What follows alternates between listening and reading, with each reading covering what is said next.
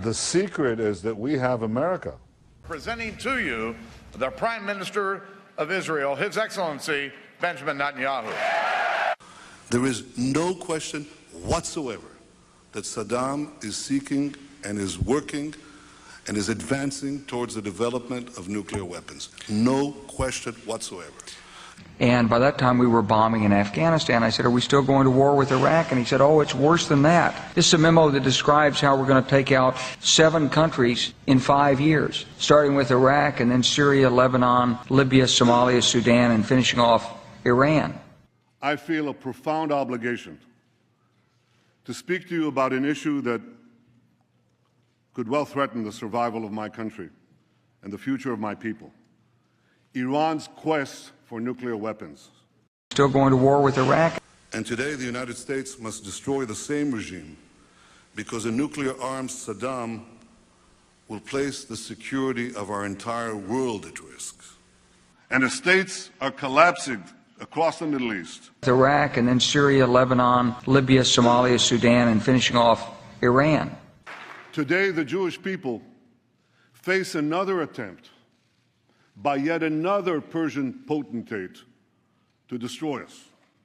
Well, the Greater Israel Project is all about destabilizing surrounding nations, ultimately in pursuit of this dream of Greater Israel from the Euphrates down to the Nile, all the way over to the Eastern Mediterranean. This is the dream of these psychopaths, and so destabilizing governments, creating sectarian strife is all part of that menu and all part of the design to create Greater Israel.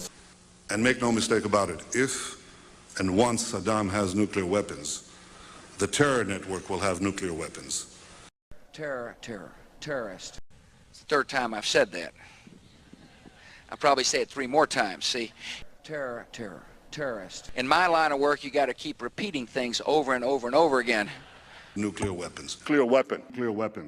For the truth to sink in. That we have America.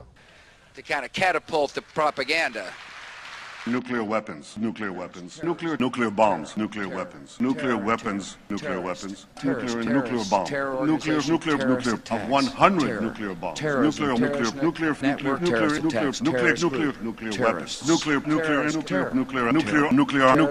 nuclear bombs, nuclear arsenal, nuclear tinder bombs, nuclear know-how without nuclear infrastructure, bombs, tool of terror, and a countdown torture. To a potential nuclear nightmare. What do you mean support negotiation? What are we going to negotiate about? What I would say is, listen, you see that desert out there? I want to show you something. You pick up your cell phone, even at traveling rates. You pick up your cell phone, and what do they call them? Roaming charges. You pick up your cell phone and you call somewhere in Nebraska and you say, okay, let it go. So there's an atomic weapon goes over ballistic missiles in the middle of the desert that doesn't hurt a soul. Maybe a couple of rattlesnakes and scorpions or whatever. And then you say, see, the next one is in the middle of terrorism. So we mean business. You want to be wiped out? Go ahead and take a tough position and continue with your nuclear development. No matter on which side of the aisle you sit, you stand with Israel. We have America. First off, all of these players, these politicians, are nothing more than puppets. They don't serve the people. There is no real democracy. They really serve the rich and powerful who run the world, and that would be the bankers who control the money supply. The bankers, of course, make huge amounts of money. Whether they make bad investments or not, wars are great for them, and ultimately they control the politicians, and that is why we see these policies. Obama and Cameron are nothing more than puppets who read the script, and the script is, we need another war. I know that America stands with Israel. I know that you stand with Israel.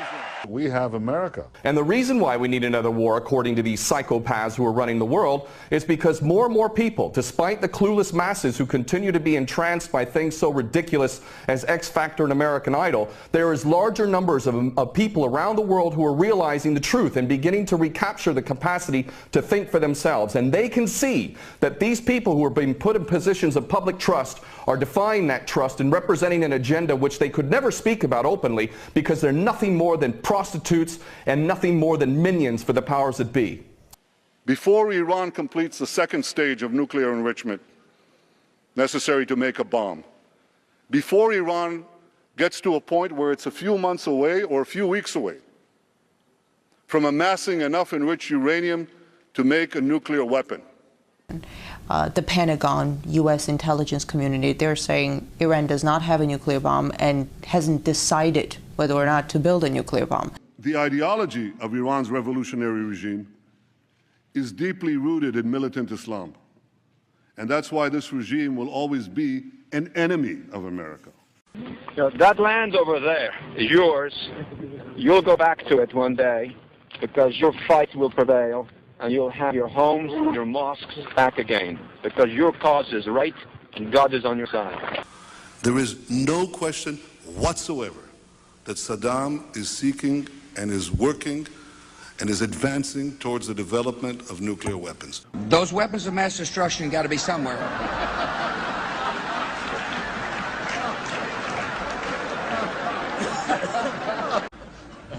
Nope, no weapons over there.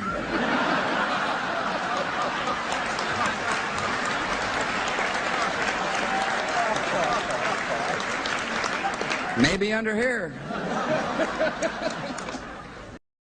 If you take out Saddam's regime, I guarantee you that it will have enormous positive reverberations on the region. Ashley Hageman says her husband Jared tried to come to grips with what he'd seen and done on 8 deployments in Iraq and Afghanistan and told her that there's no way that any God would forgive him, that he was going to hell. He couldn't live with that anymore. On June 28th, Ashley says her husband took a gun and shot himself in the head on base. And I think that people sitting right next door in Iran, young people, and many others will say, the time of such regimes, of such despots, is gone. There is a new age, something new is happening. Whereas Iran could soon be armed with intercontinental ballistic missiles and nuclear bombs. And I believe that even free and unfettered inspections will not uncover these portable manufacturing sites of mass death. Those weapons of mass destruction got to be somewhere. And Iran's adherence to those restrictions would be supervised by international inspectors. Nope, no weapons over there. But here's the problem. See, inspectors document violations. They don't stop them. Israel's the only country in the Middle East with a stockpile of nuclear weapons, but the country has never confirmed nor denied it has nuclear weapons. By shunning the 40-year-old Non-Proliferation Treaty, Israel has not had to reject atomic arms or allow the IAEA to probe all of its nuclear sites. The world should demand that Iran do 3 things. First, stop its aggression against its neighbors in the Middle East. With Iraq and then Syria, Lebanon, Libya, Somalia, Sudan, and finishing off Iran. Second, stop supporting terrorism around the world. I have 2 words for you: predator drones. You will never see it coming.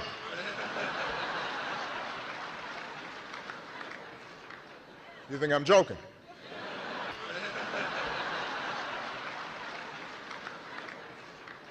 You think I'm joking? A man's got to do what a man's got to do. And third, stop threatening to annihilate my country, Israel. The United States in particular, Israel and Britain, are the biggest terrorists on the planet. So our little junior partners in Al-Qaeda, which is nothing more than a CIA database, thus the name Al-Qaeda, this is nothing more than a group of terrorists working together, each playing one different role, but all of them working together for the same goal, which is to maintain this hideous and sick and twisted, unjust world that we have, which is a perpetual state of war. Always one illusion, one boogeyman after another. But the fact is, Obama is nothing more than a puppet war criminal, just like his predecessor and every other U.S. president before him. So please don't tell people out there that the U.S. is not involved. It's directly involved, and it is arming people who are absolute psychopaths.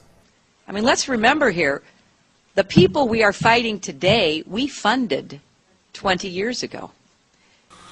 And today the United States must destroy the same regime because a nuclear-armed Saddam will place the security of our entire world at risk. War criminal! War criminal! War criminal! Arrest this man! Arrest the war criminal! I wish I had some handcuffs right now to arrest this man! He is responsible for the death of millions of people. War in Iraq. You know War how many people criminal! died? Arrest this man! War criminal! War criminal! Arrest this man! War criminal! You're protecting a man responsible for the deaths of millions of Iraqis! Shame on you!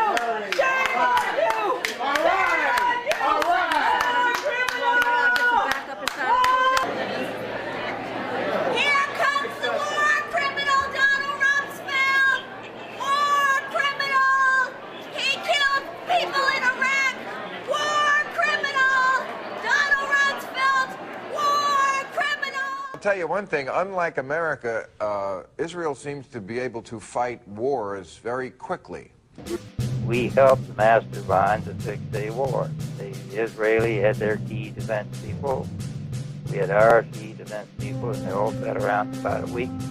They plotted and planned what was going to happen in that war. Didn't expect to be near a shooting war.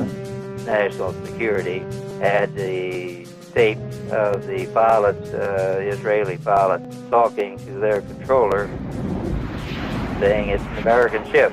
And the controller says, attack it. People don't realize they napalmed that ship. President Johnson had personal control over the ship, parked it in the Mediterranean, made a backroom deal with Israel to attack it with an order to kill all aboard. Then the attack on the ship was to be blamed on Egypt. The U.S. would enter the war and take over the entire Middle East. What is your secret? Because we don't seem to have the hang of that. The secret is that we have America. Nah. And America, you see, the point is that Israel, when it fights... Iranians obviously gain nothing from a war. If nobody wants it, then why the drums of war? Why are they so loud? There are people that want a war. I mean, do not think no one wants a war. You don't have wars unless someone wants it. And quite clearly, the Israeli government would like to see the United States smash Iran's nuclear program, which they think is creating the conditions where Iran could, with one leap forward, get a bomb. The Israeli lobby in the United States would like to see a war. They support the Israeli government. The neoconservatives do. Many Republicans do. There are many Americans who genuinely believe that if they believe Iran is moving toward a weapon, and if it is, they would favor military action to prevent it. There are a number of people that want a war.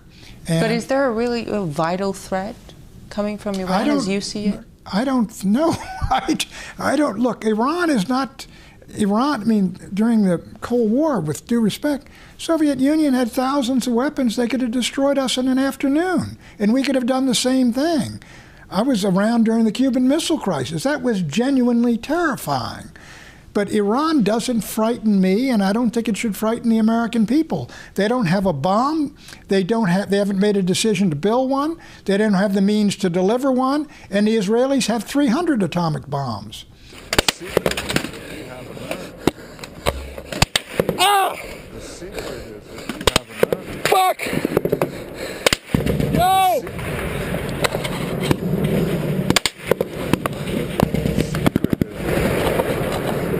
Help me!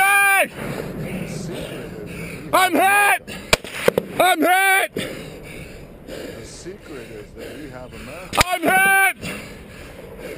The secret is that we have America. I'm hit! The secret is that we have America.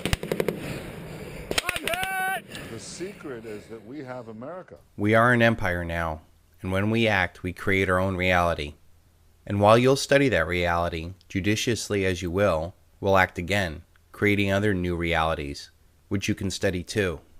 And that's how these things will sort out. We're history's actors, and you, all of you, will be just left to study what we do. Karl Rove.